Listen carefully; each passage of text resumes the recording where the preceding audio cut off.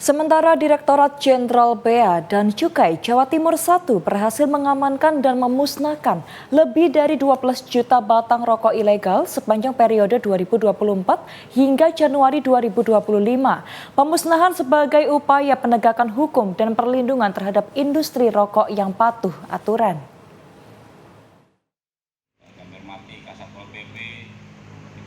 Kepala Kantor Wilayah DJBC Jatim 1 Untung Basuki mengatakan bahwa sebanyak 12.043.200 batang rokok ilegal senilai 17 miliar rupiah dimusnahkan dengan cara dibakar. Melalui slogan Gempur Rokok Ilegal, pihaknya bersinergi dengan aparat penegak hukum dalam pemberantasan rokok ilegal.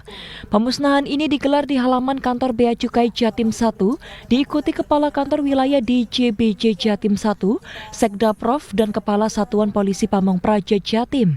Sementara sisanya akan dimusnahkan di Mojokerto. Untung Basuki juga menyoroti potensi kerugian negara akibat peredaran rokok ilegal yang ditaksir mencapai hampir 9 miliar.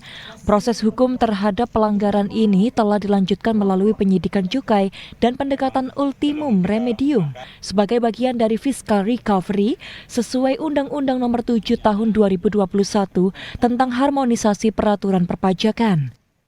Kontribusi penerimaan cukai di Jawa Timur ini adalah menduduki angka terbesar, ya.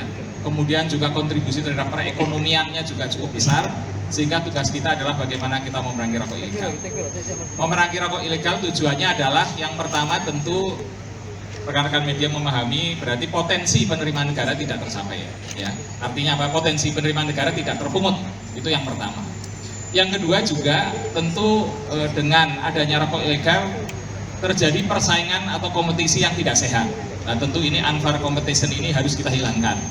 Karena pengusaha yang membayar rokok atau membayar pita cukai, ya kan, semestinya tentu harus bisa menjalankan usahanya dengan baik dan berkelanjutan. Sementara di sisi lain ada pengusaha rokok yang menjual rokok dengan tanpa pita. Sekda Pemprov Jatim Adi Karyono mengatakan, Jawa Timur sangat diuntungkan dengan keberadaan pabrik rokok karena lebih dari 60% pabrik rokok berada di Jawa Timur. Keberadaan rokok ilegal dengan industri rumahan menjadi sangat besar, maka pihaknya akan melakukan berbagai upaya terkait pendirian usaha, yaitu tidak hanya soal izinnya, namun akan melakukan pembinaan. Dengan jumlah yang nilai yang cukup besar ini tentu Jawa Timur sangat diuntungkan.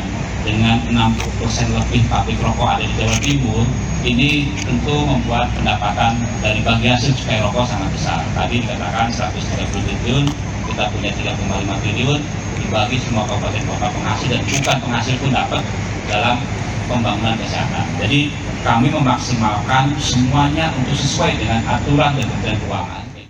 Mujianto Primadi, JTV.